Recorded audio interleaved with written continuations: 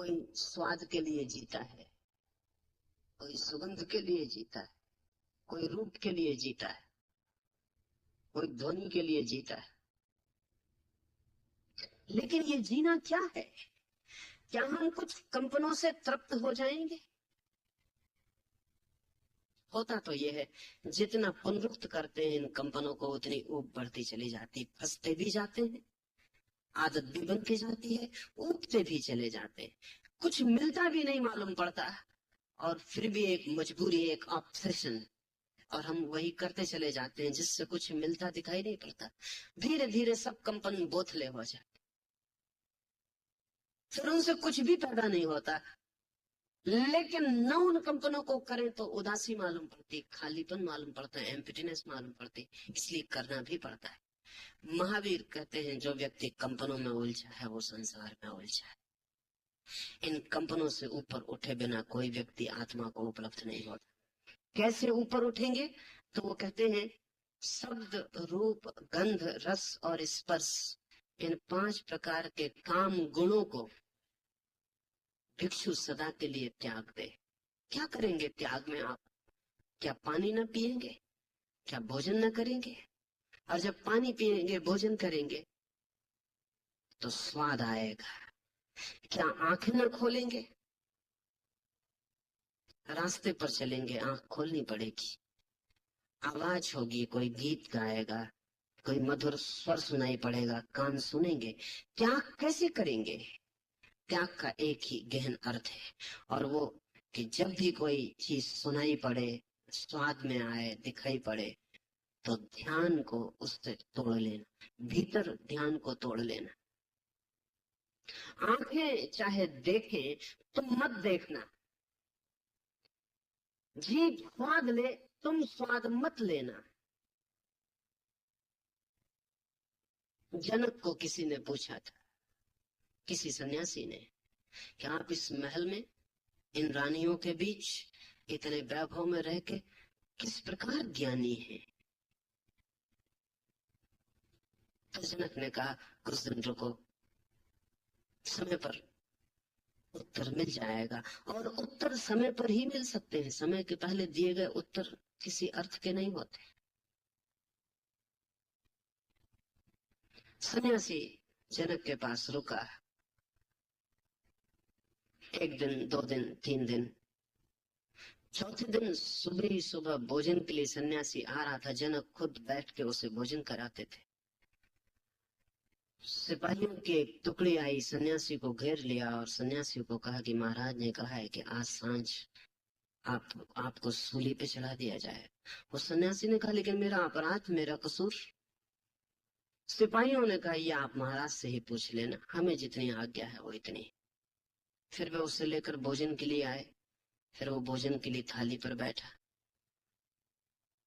महाराज बैठ के पंखा झलते रहे, वो भोजन भी करता रहा, लेकिन उस दिन स्वाद नहीं आया। सांझ मौत थी, ध्यान हट गया। भोजन के बाद जनक ने पूछा कि सब ठीक तो था, कोई कमी तो न थी? उसने कहा क्या ठीक था, क्या कमी न थी? सम्राट ने पूछा कि रसोइये ने अभी अभी खबर दी कि वो नमक डालना भूल गया, आपको पता नहीं चला?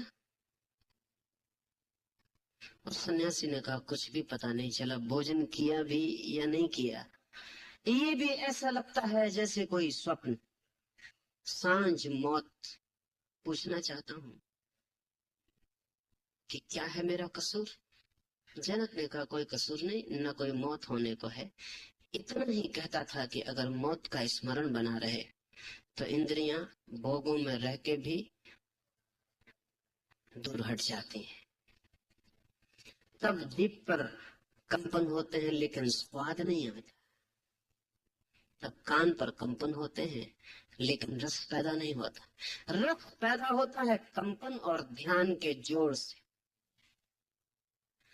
जीभ पर स्वाद आता है, कंपन पैदा होते हैं, आत्मा ध्यान भेजती है जीभ तक, दोनों का जोड़ होता है, तब रस पैदा होता है। आंख देखती है रूप को, कंपन होते हैं, भीतर से आत्मा ध्यान को भेजती है, कंपन और ध्यान का मिलन होता है, तब सौंदर्य का बोध होता है, तब रस पैदा होता है। रस दो चीजों का जोड़ है, बाहर से आए कंपन और भीतर से आए ध्यान। ध्यान धन कंपन बराबर रस। अगर ध्यान हट जाए कंपन से तो रस विलीन हो जाता है। इसी को महावीर ने त्याग कहा है। ये त्याग अत्यंत भीतरी घटना है। इस त्याग के दो रूप हैं। जो व्यर्थ के कंपन हो उन्हें छोड़ ही देना उचित है। जो अनिवार्य कंपन हो उनसे ध्यान को अलग कर लेना चाहिए। जो अनिवार्य कंपन हो उनसे ध्यान तोड़ लेना, जो गैर अनिवार्य कंपन हो उन कंपनों का त्याग कर देना। तो धीरे धीरे धीरे धीरे इंद्रियां अलग और आत्मा अलग हो जाती। जब सब जगह से ध्यान का रस विलीन हो जाता है तो हमें पता चलता है कि शरीर अलग और मैं अलग हूँ। हमें पता नहीं चलता शरीर अलग और मैं अलग हूँ। उसका एक ही कारण है कि हमारा ध्यान निरंतर ही बाहर से आए हुए कंपनों से जुड़ जाता है। उस जोड़ के कारण ही हम शरीर से जुड़े। वो जोड़ टूट जाए हम शरीर से टूट जाते। आत्म अनुभव रस परित्याग के बिना संभव नहीं है। देवलोक सहित समस्त संसार के शारीरिक तथा मानसिक सभी प्रकार के दुख का मूल काम भोगों की वासना है। जो साधक इस संबंध में वितराग हो जाता है वो शारीरिक तथा मानसिक सभी प्रकार के दुखों से छूट जाता है। हमारा जानना कुछ और है। हमारा जानना यह है कि समस्त सुखों का मूल इंद्रियों का आनंद है। आपने कोई ऐसा सुख जाना है जो इंद्रियों के अतिरिक्त जाना हो? नहीं जाना होगा। सभी सुखों का मूल हमें इंद्रियां मालूम पड़ती हैं। कभी भोजन में कुछ आनंद आ जाता है, कभी आंख देख लेती किसी दृश्य को।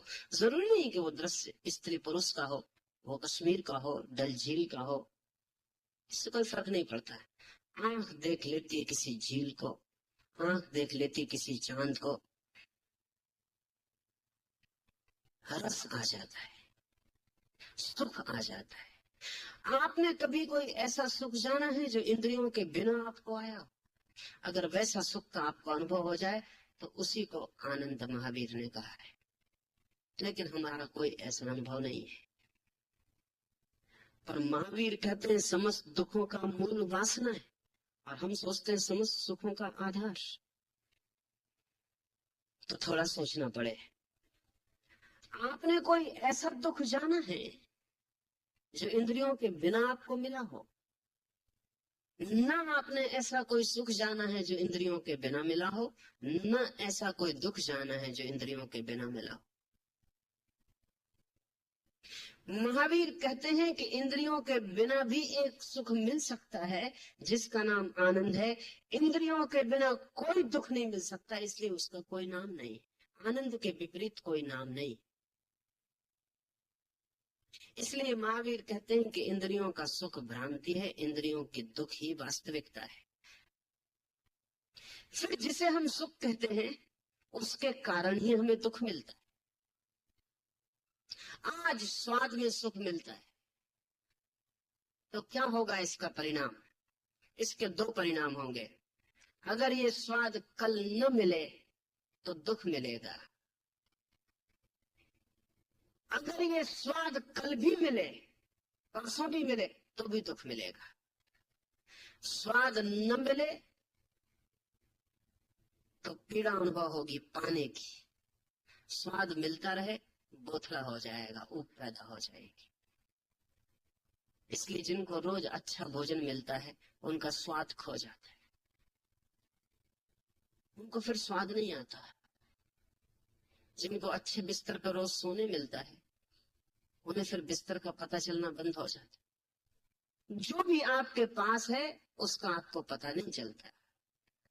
तो सुख अगर मिलता रहे तो विलीन हो जाता है, न मिले तो दुख देता है। सुख हर हालत में दुख देता है, मिले तो न मिले तो जिसे हम सुख कहते हैं वो दुख के लिए एक द्वार ही है। उससे बचने का कोई उपाय नहीं। जो सुख की तरफ आकर्षित हुआ वो दुख में गिरेगा। दुख दो तरह के हो सकते हैं, मिलने का दुख हो सकता है, न मिलने का दुख हो सकता है। ज्यादा से ज्यादा हम दुख बदल सकते हैं, इससे ज्यादा संसार में कोई उपाय नहीं। एक दुख को छोड़ के दूसरे दुख पे जा सकते हैं। एक दुख को छोड़कर दूसरे दुख के जाने में बीच में जो थोड़ा अंतराल पड़ता है उसे ही लोग सुख कहते हैं। जितनी देर को वे दुख में नहीं होते उतनी देर को सुख कहते हैं। हमारा सुख नकारात्मक है, नेगेटिव है। इसलिए महावीर कहते हैं समस्त दुखों का मूल इंद्रियां है। जब तक ये हमें दिखाई ना पड़ जाए तब तक हम इंद्रियों से ऊपर उठने की चेष्टा में भी संलग्न न होंगे। अगर हमें यही दिखाई पड़ता रहे कि समस्त सुखों का मूल इंद्रियां हैं, तो स्वभावतः हम अपने संसार को फैलाए चले जाएंगे। पुनर्जन्म का एक ही मूल कारण है कि इंद्रियां सुख का आधार है। मोक्ष का एक ही कारण है कि इंद्रियां दुख का आधार है। तो हम अपने सुख की थोड़ी तलाश करें। जब भी आपको सुख मिले आप थोड़ी खोज करना है। पहले तो ये देखना कि ये सुख क्या है। जैसे आप देखेंगे 99% सुख तिरोहित हो जाए। जिसे आप प्रेम करते हैं उसका हाथ आपके हाथ में आ गया तो फिर आंख बंद करके जरा ध्यान करना कि क्या सुख मिल रहा है। तब सिर्फ हाथ हाथ में रह जाएगा। और थोड़ा ध्यान करेंगे तो वजन हाथ में रह जाए। और थोड़ा ध्यान करेंगे तो सिर्फ पसीना हाथ में छूट जाए। कौन सा सुख मिल रहा था उसको जरा गौर से देखना। जब मुंह में भोजन डाला हो और रस आ रहा हो, स्वाद मालूम पड़ रहा हो, तब जरा आंख भी बंद कर लेना और उस पर ध्यान करना कि कौन सा सुख मिल रहा है। 99% सुख तत्काल तिरोहित हो जाए। थोड़ी देर में आप पाएंगे कि मुंह सिर्फ एक यांत्रिक काम कर रहा है चबाने का।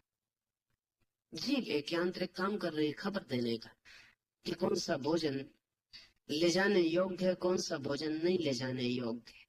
स्वाद का उतना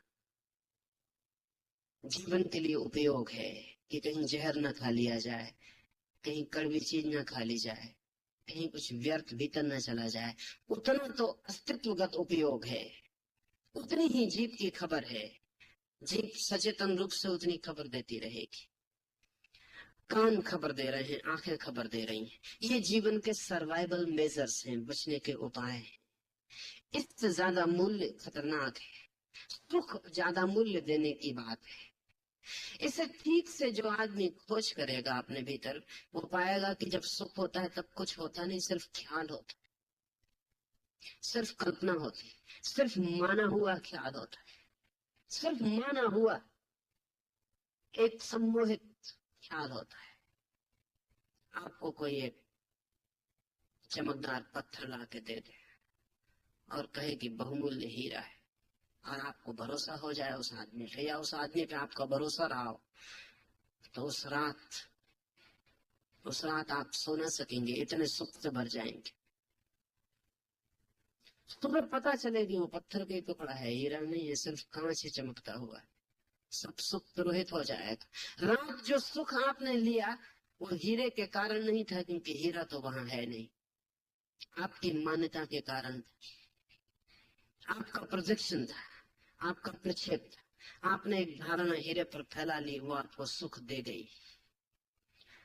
जिस स्त्री में आपको सौंदर्य दिखता है, जिस पुरुष में सौंदर्य दिखता है, जहां आपको रस दिखता है, वो आपकी फैली हुई धारणा है। उस धारणा के कारण ही सारा उपद्रव है। इस धारणा को ही ठीक से देख ले कोई व्यक्ति तो सुख तिरोहित हो जाता है, और तब दुख का एक सागर दिखाई पड़ता है।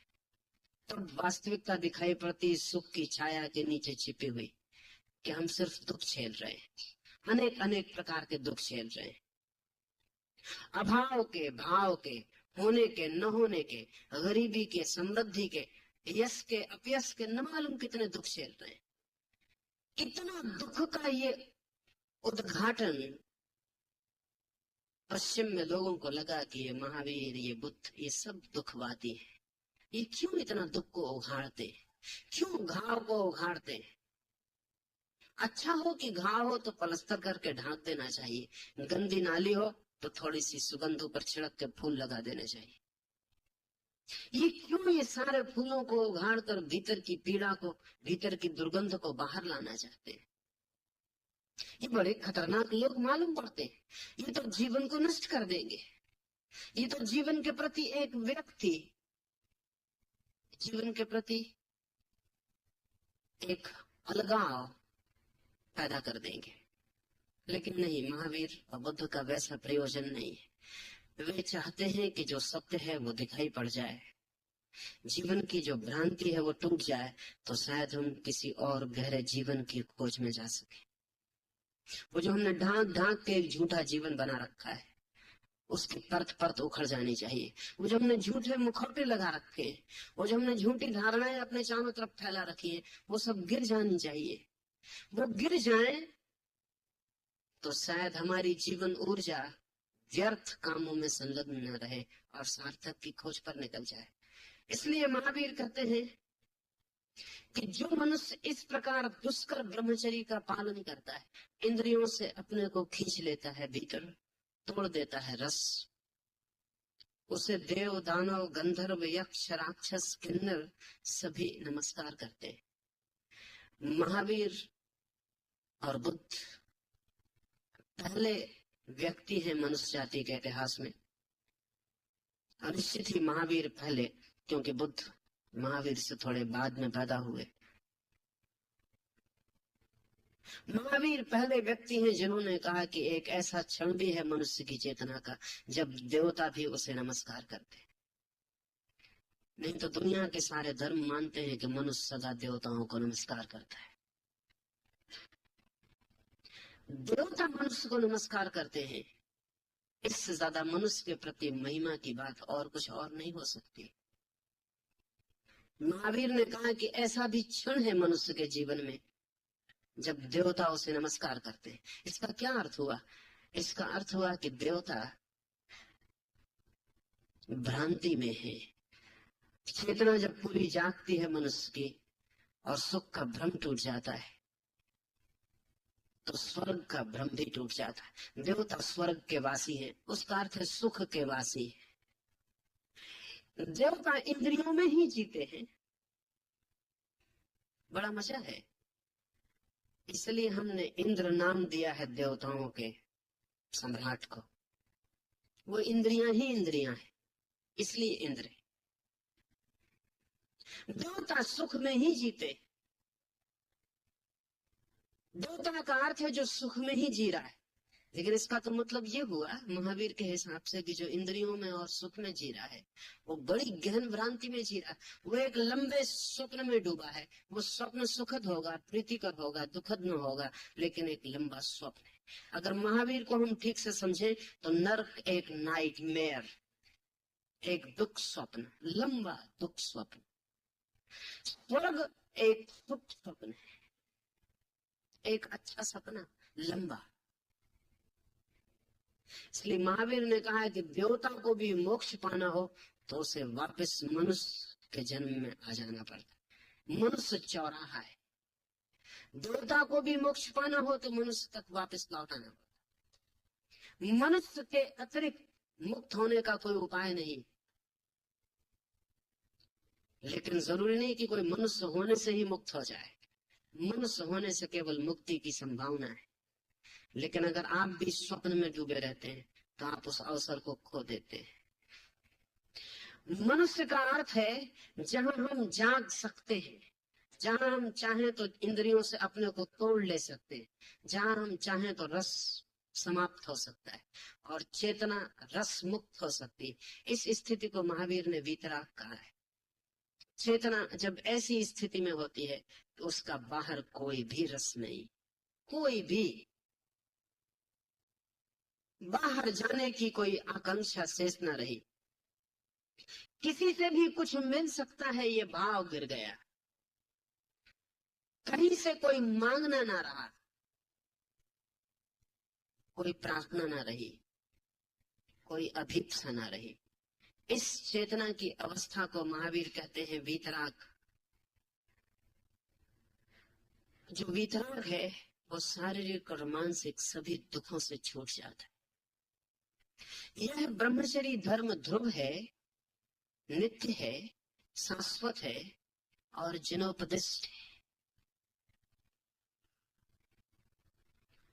ये शब्द जिनोपदिष्ट थोड़ा समझ लेने जैसा है।